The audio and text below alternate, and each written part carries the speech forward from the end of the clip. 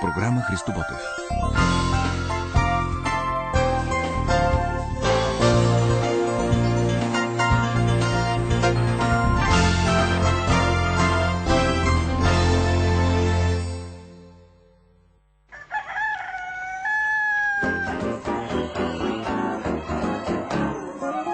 Събота сутрин.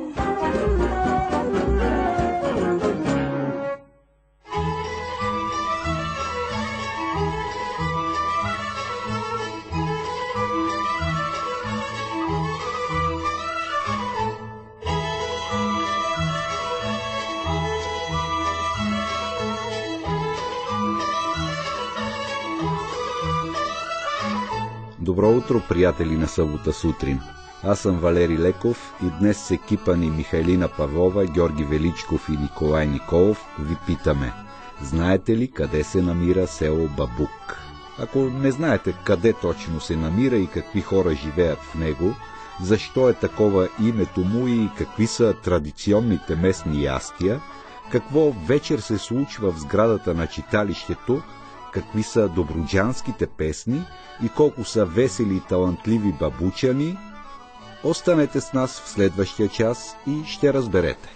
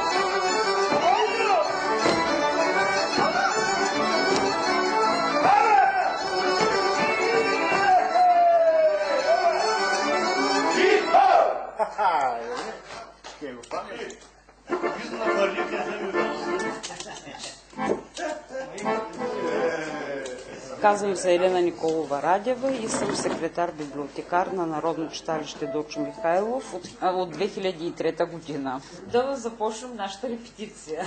Нашата репетиция започва все така събрани на маса, за да разпуснем след дългия работен ден и след това започваме репетиции на танците, с които се представяме на различни фестивали и празници, които организираме нашето читалище.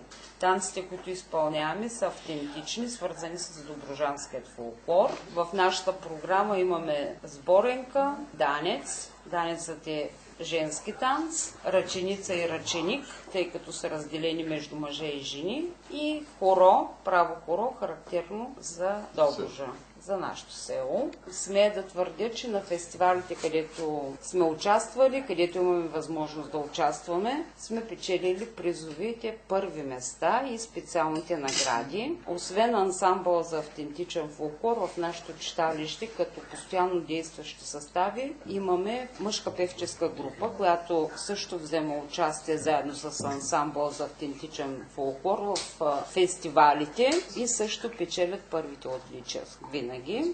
Освен постоянно действащите състави, при нас има и временно действащи. Това са коледарската група, също с много участие, създадена през 60-те години, участник е постоянно в Копривщица и е носител на доста отличия от участието си в Копривщица и не само там. С коледарската група сме участвали и на международни фестивали в Румъния, Черна вода, в Банско, но той е на територията, статута му е международен на територията на нашата страна. Освен коледарската група, при нас съществува лазарска група. Лазарската група е създадена предимно от деца, момичета, които са от 6-7 до 17-18 годишни, такива каквито трябва да бъдат лазарките. Те изпълняват обичая тук в нашето село и участват с нас в пролетните празници на град Силистра, където представяме обикновено програмите си всички читалища.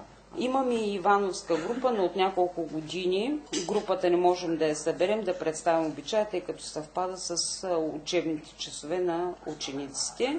Ивановската група е единствена на територията на нашата община и може би на нашата област, защото това са зимни кукери, а останалите кукери са пролетни. Обичаят е като при пролетните кукери, но на Иванов ден се изпълнява. Споменахте, че все взимате първи места. Каква е тайната? Тайната е системните репетиции и наистина зарядът, който носят самите самодейци при представянето на нашите танци. Казах, аз също ви споменах преди малко, че по-голямата част от танцорите, които са в нашия състав, се занимават от деца с народни танци. Другата по-малка част, такива като мен, сме се включили и се стараем да поддържаме традицията, така както са ни показали те.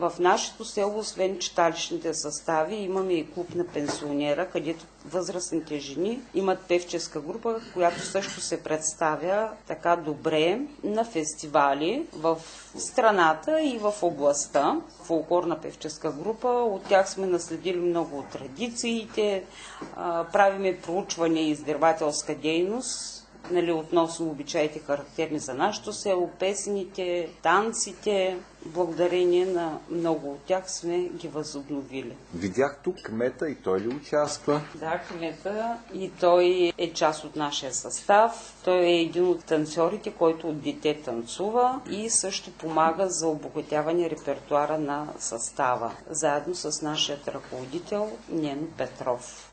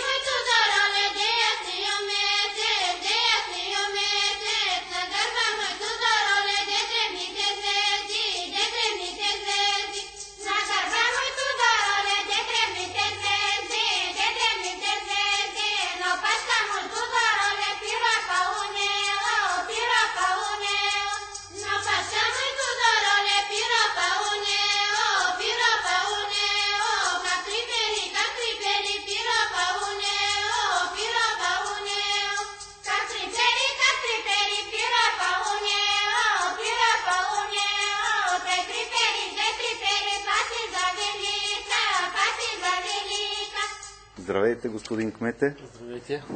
Казвам се Костадин Иванов. Кмет съм в Бабук от 2007 година. Зет съм в Бабук. Родом съм пак от Силистренска област, едно село Кайнарджа. По-голямата ми част от живота е минала в Бабук, така че вече съм бабукчанин категорично. Живея постоянно в Бабук, установил съм се тук. Преди да ме изберат като кмет, работих в кооперацията. Започнах в читалището да играя, понеже видях, въпреки че сме в различни състави, били сме конкуренти като тинейджери, като деца.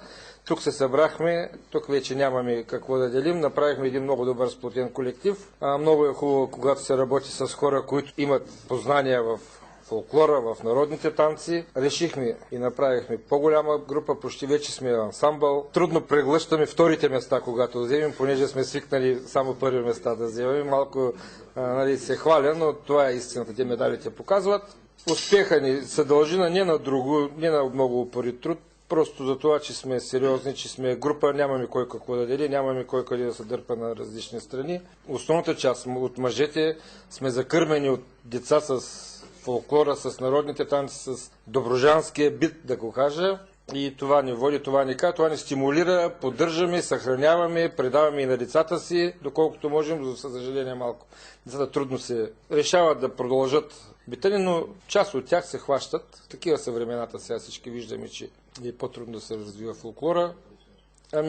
Като кмет се старае възможно където, каквото може да се помогне на читалището, защото пак мога да се похваля, колежката Елена беше малко по-скромна, но мога да кажа, че имаме най-доброто читалище в община Силистра, 18 населени места. Смело го заявявам и отвън, и вътре. И като програма, като самодейност имаме най-богат репертуар, изявите ни са на ниво. Пак казвам, всичко се дължи благодарение на секретаря, благодарение на управата на хореографа ни и на всички. Една птичка пролет ни прави. Ако нямаме разбирателство, ако нямаме желание да работим, няма да се получи нищо. Тъй, че няма някой да каже, аз съм свършил цялата работа. Обичаме преди репетиция да загряваме на маса, показваме го и сега. Това не е истинската репетиция, няма какво да крием, но резултатите се виждат отзад на масата, на таблото.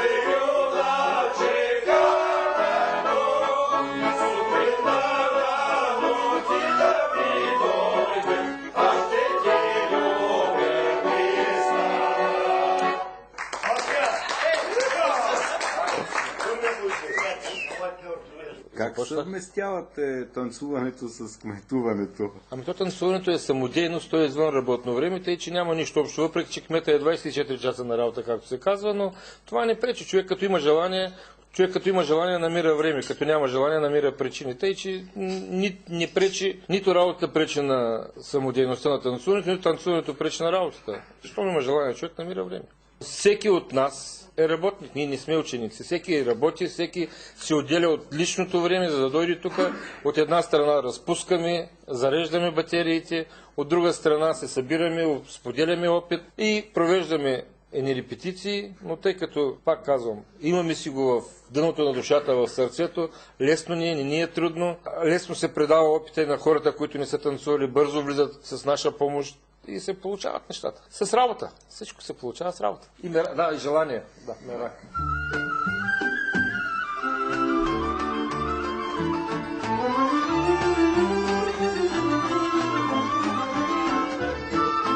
Два са змея в гората бият, два са змея в гората бият. Две са реки кървави текнали, две са реки кървави текнали. Река тиче край тъмница вличе, река тиче край тъмница вличе, край тъмница гюрюм добър юнак, край тъмница гюрюм добър юнак.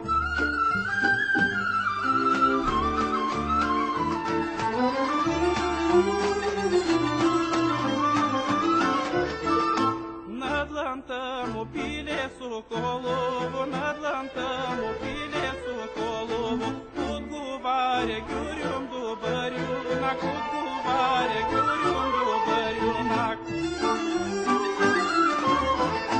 Ой та тебе пиле соколово, ой та тебе пиле соколово, ни та храник в очи да ме гледаш, ни та храник в очи да ме гледаш.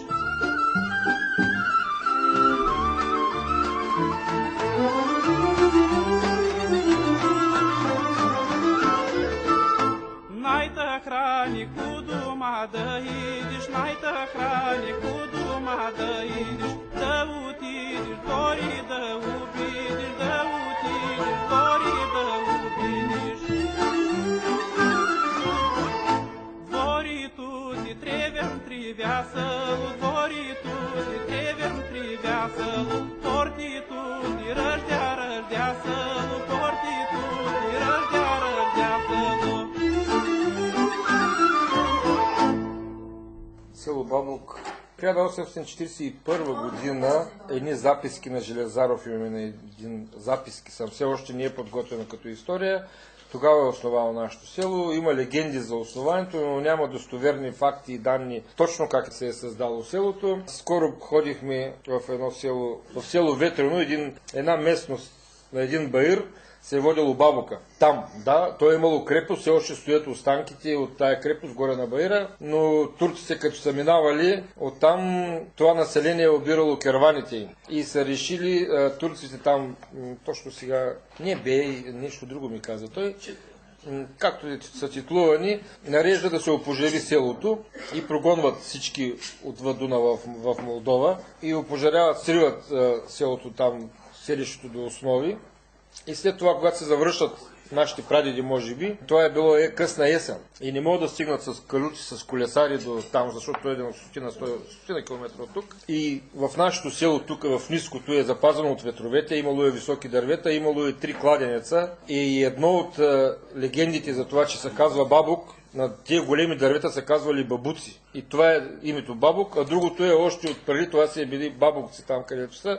Но ние имаме и от Тракия население, от Ямбол, от Разград, Капанци имаме тук. Просто когато се завръщали в България, хората са заселили тук, в Българка, там са имали села. Нашето село е сравнително създадено точно от хората, които се завръщат отвъд Дунава. Прогонени се завръщат в България, да, понеже основният източник на живот, водата, имало 3 кладенеца тук в полето, тогава гори, това всичко е било гори, нашето село. И така са се заселили, лека по лека После в късни времена някога се е решило селото да излезе горе на главното шосе, тук на местно Шаптекаса, но не се е приело и пак се остава на мястото тук. Запазени от ветровете, тихо, далече от трафика, китно, спокойно, тихо место, чист въздух и за нас се е добре.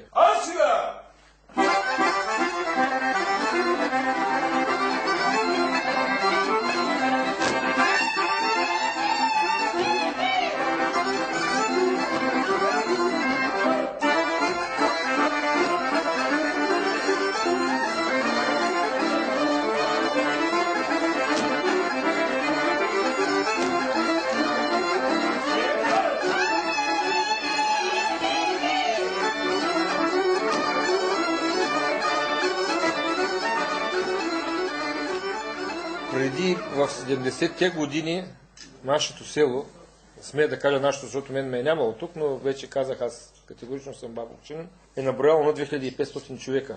Имали сме училище, имали сме общежитие, имали сме детска градина, имали сме много добър спорт, футболен отбор, най-добри волейбол, тенисна маса, Стефка Бонева в комунистическо време, преди 89-та година, разпределителка в ЦСК волейбола в ЦСК, националния отбор Дарина.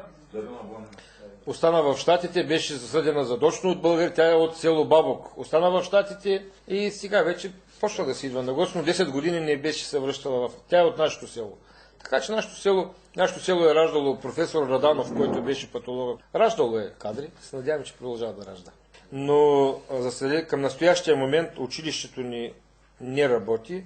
Това е съдбата на много населени места, не само в нашето село. Разполагаме с детска градина с 15 деца. Ние сме филиал към детската градина в Калипетро. Тук си на местна почва. Имаме единствено в сферата на образованието една група 15 деца детска градина. Имаме много добра кооперация. Благодарение на кооперацията и кметството, благодаря още веднъж, искам да изкажа благодарности. И ние без тях нямаше да сме това, което сме. Разположени са благоприятно към нас, подпомагани, безкористно ни подпомага кооперацията, за което сме и много благодарни. Съответно, когато имат нужда, без никакъв проблем ни ходим да помагаме, защото така лесно пари не се дават. Така или иначе трябва да живеем и трябва да има живец. Всички го разбираме, никой не протестира, всеки, който има възможност, излиза и помагаме доколкото можем. Мъчим се от нищо да правим нещо, но се получава.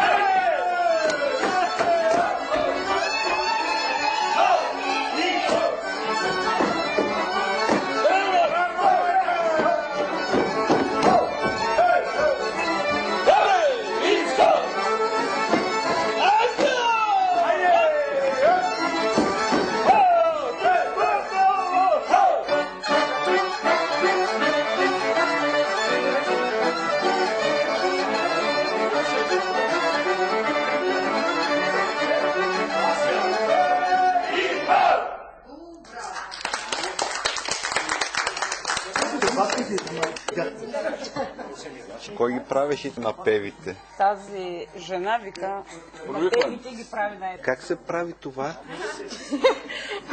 Не знам. Това отвътре идва всичкото. При емоцията, при танца и се изпровикваме. У нас не е трудно, у нас не е лесно. А вие от колко време сте в групата? От колко време? От доста години. Съм при групата, харесва ми, обичам фолклора. Майка ми и баща ми са били танцори, свекъра ми, свекърва ми, това е. И вие продължавате традицията? Да, и просто при нашите сватби, където да ходим, кръщенета, това изпровикване се прави. Специфично е за нашия доброжански край. А как се казва? Тодорка Петрова съм. А с какво се занимавате, когато не сте на репетиция? Ходя на работа. Какво работа? В основно училище Отец Паисий, в Силистра, да. Работя от 22 години такова и идвам да си запълвам свободното време с народните танци. Така че всички сме, мъжа ми и той ходи, дъщеря ми и тя пее, наследствено от моята свекърва, което ни е между живите вече. Наследили сме от нея доста работи. Традициите са от нея, така идват повечето. И носи, значи тя ги е имала от свикърва си, на нея и на мен. Да, трето поколение.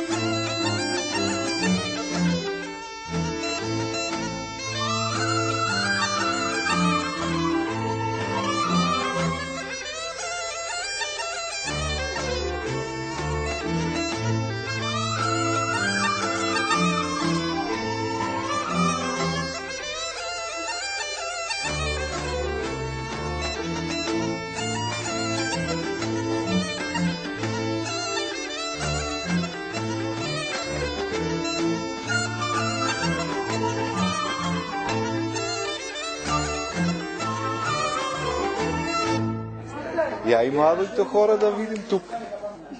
Това е Гергана Стоянова. Тя е част от лазарската група, за която ви говорих. Изпълнява ролята на водач на лазарската група. Характерно, както преди малко ви споменах във връзка с танца, който представихме, за нашия лазарски обичай, а и за коледарската група, че това са обичаи, които единствено и само тук се изпълняват, пейки групата и танцува, като изпълнява характерни движения, лазарската извивки като охлюв. Обичаят е много интересен, атрактивен, също е носител на множество отличия. Има ли много млади хора като теб в селото? Ами да, има, обаче, които са от тук. Обаче те не живеят през повечето време тук, са в Силистра. В почивните дни по празниците те са на село. празнуват с родителите си, с семействата си. И ваканцията се събираме тук в читалището, правим концерти с народни танци, правим си наш сценарий, рецитираме, имаме наши танци модерни. Имаме много участия.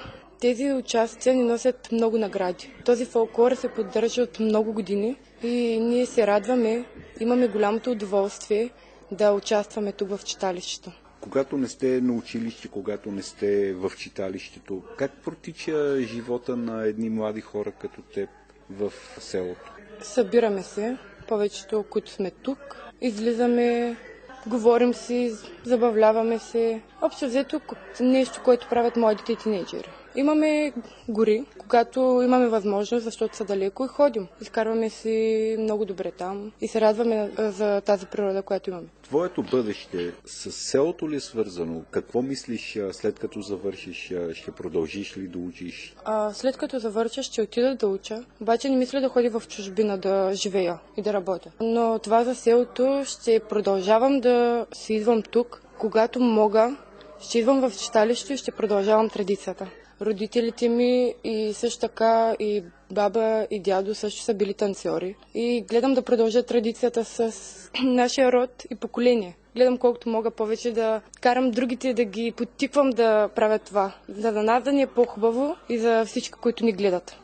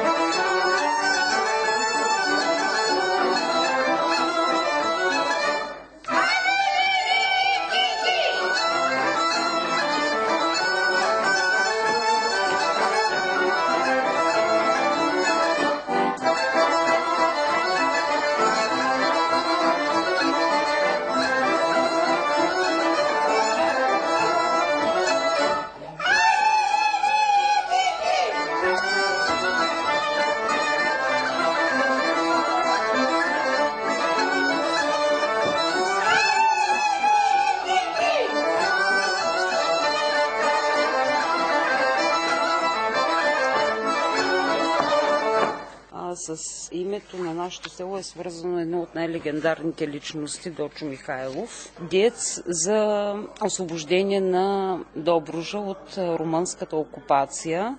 Всъщност тази година се навършиха 90 години от неговата гибел. В миналото къщата на Дочо Михайлов е била превърната в музей, в който са идвали деца от цялата страна и е била един от туристическите обекти за посещение въобще в нашата община. Паметник на Дочо Михайлов се издига и в центъра на град Силистра. Паметник има и в центъра на нашето село, който вие сам видяхте. Читалището носи неговото име, но след промените къщата е върната на собствениците, а всички материали са взети от историческият музей в град Силистра, където има специален отдел, който ги съхранява. Селото би могло да се превърне в една от туристически дестинации.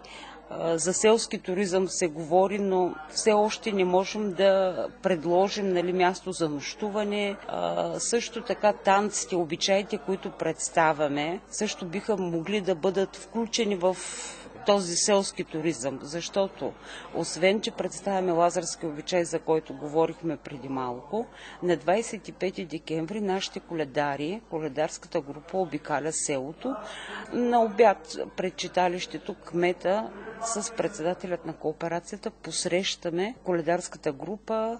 Дядо Коледа раздава лакомства, за които ни е помогнала кооперацията и става един много хубав коледен празник. Гости на този празник са били близки и роднини на жителите на нашето село от цялата страна, а и сме имали и гости и чужденци, които с интерес са наблюдавали обичая и е било много забавно. Това лято бяхме поканени в Пловдивската академия по танцово изкуство на техния летен семинар, на който присъстваха чужденци от 12 страни. При тях ние представихме нашите танци с концерт и на следващия ден имахме часове, в които им показахме стъпките, характерни за нашите танци. Миналата седмица част от тези студенти сами пожелаха да дойдат и да видят нашия добруджански край. И на предходната репетиция всъщност те ни бяха гости. Останаха много очаровани от селото, от обичаите и от начина, по който сме ги съхранили. Наистина в техния чист автентичен вид, без нищо комерциално, защото добруджанския фолклор е един от най-трудните за заучаване танци, смея да го кажа, и е много трудно усвоим.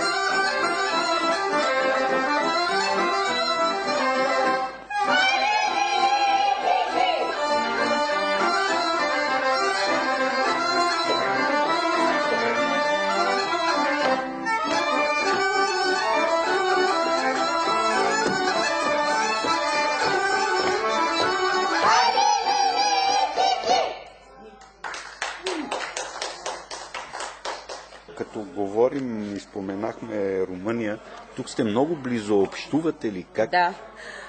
На нашите фестивали, празници, почти всяка година имаме гости или ние гостуваме. Миналата година се откри един път, който свързва по програмата Трансгранично сътрудничество, който е започнал от община Русете в Румъния и завършва тук в центъра на Бабок. Просто това е един етап от тази програма. И ние участвахме в откриването на пътя тук в нашата страна, в центъра на селото, и тази пролет бяхме гости на откриването там в тяхната община. И кметът ни показа доста забележителности на самата община Русете и ни обеща едно по-задълбочено сътрудничество, нали, във всички сфери и области на духовния живот, защото ние не можем да предложим друго сътрудничество. Култура, да. Да.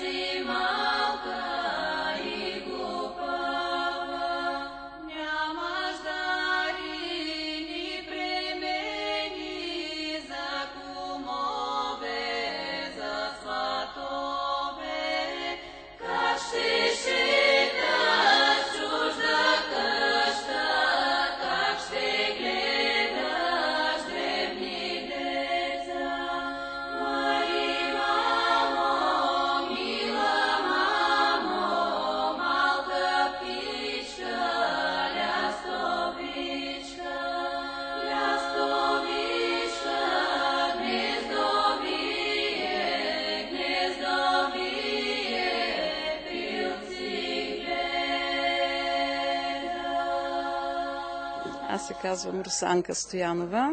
Самодеят съм тук в читалището в село Бабок. От малка, от трети клас пея в хор, в училище в хор. След това в техникум по селско стопанство, също в хор. След това в ансамбъл, представителния ансамбъл в Силистра на времето, 70-те години. И сега вече съм пенсионерка, живея си на село и тук в читалището. Приемат ни добре, въпреки че пенсионери, и се включваме в състава. Идваме на развлечения и по турнията, по фестивали. Много добре. Значи вашия живот е свързан с музиката изцяло. Да, може да се каже.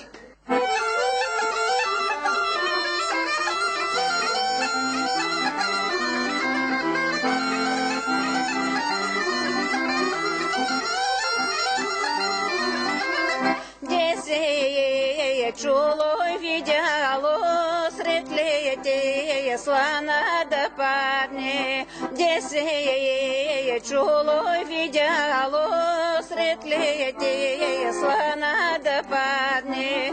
Сред летия слана да падне на голям ден, на енюв ден. Сред летия слана да падне на голям ден, на енюв ден.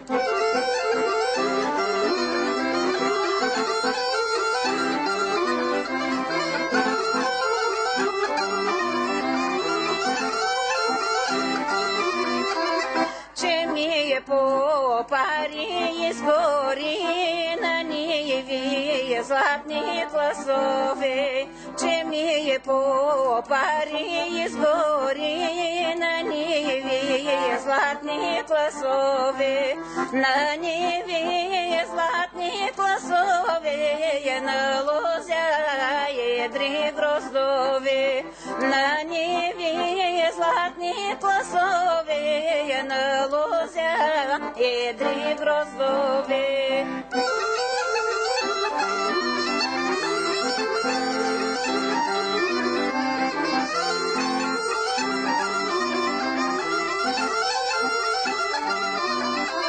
На енюв ден се сбираха всички белкари, знахари. На енюв ден се сбираха всички белкари, знахари. Всякакви белки да берат, мало и голямо да церят. Всякакви белки да берат, мало и голямо да церят.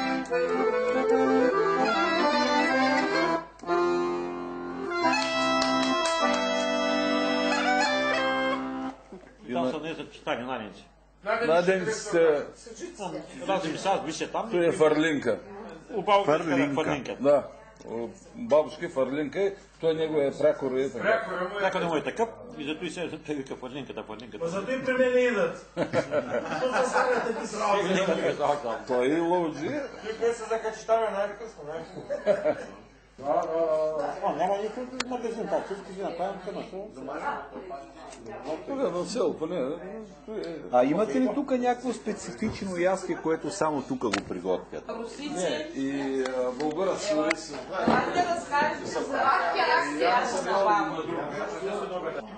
Можем да ви кажем, например, на бабушкия сбор какво се сервира. На бабушкия сбор характерно ястие за бабук.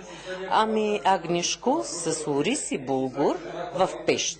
Това е характер. С много зелени подправки, зелен лук. И при нас се казва юзъм, най-вече юзъма върви на агнишкото. Джоджен наречен, да. Това е така характерното ястие за бабук. Начинът на приготвяне.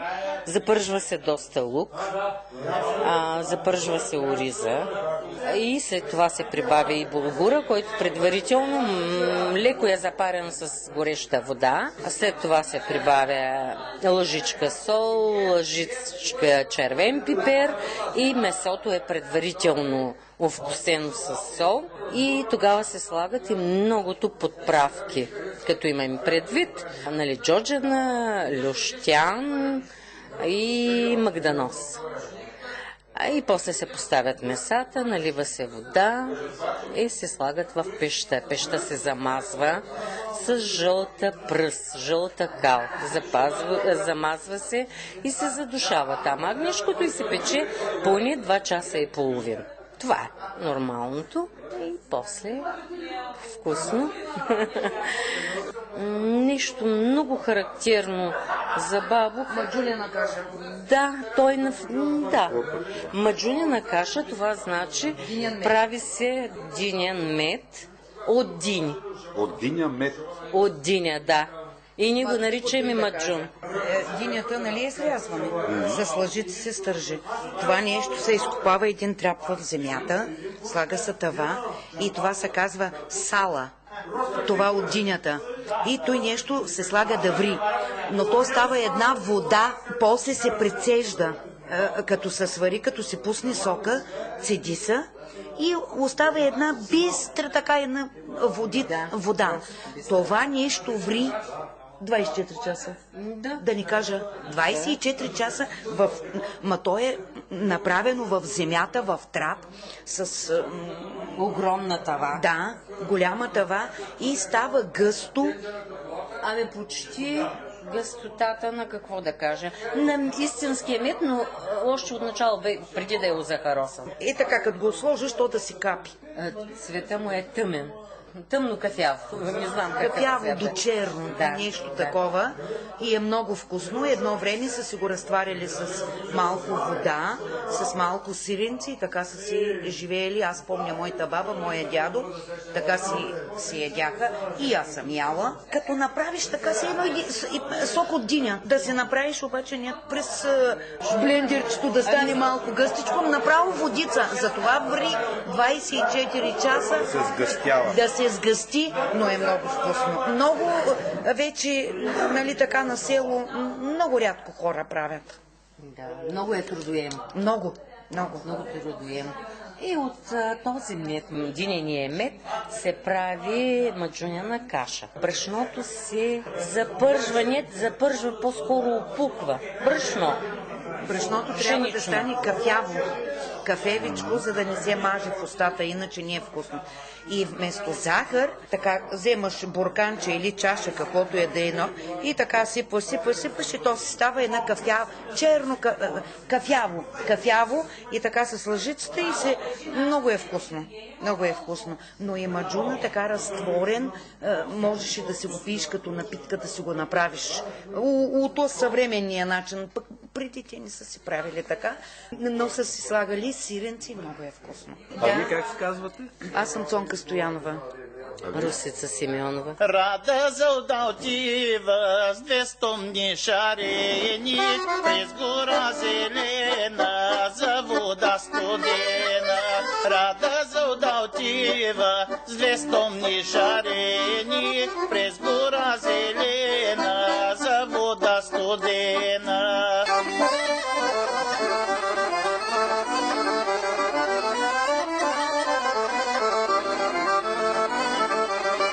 Ще се позабави, няма ли да дойде, ето де иде с първото си любе. Ще се позабави, няма ли да дойде, ето де иде с първото си любе.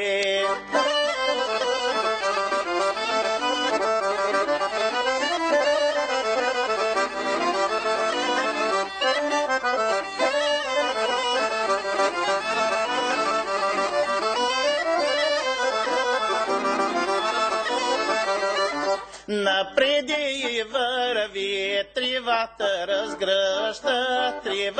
разгръща, русата събаря, да не си изкваси шитите си поли, да не си окаля жълтите си чехли.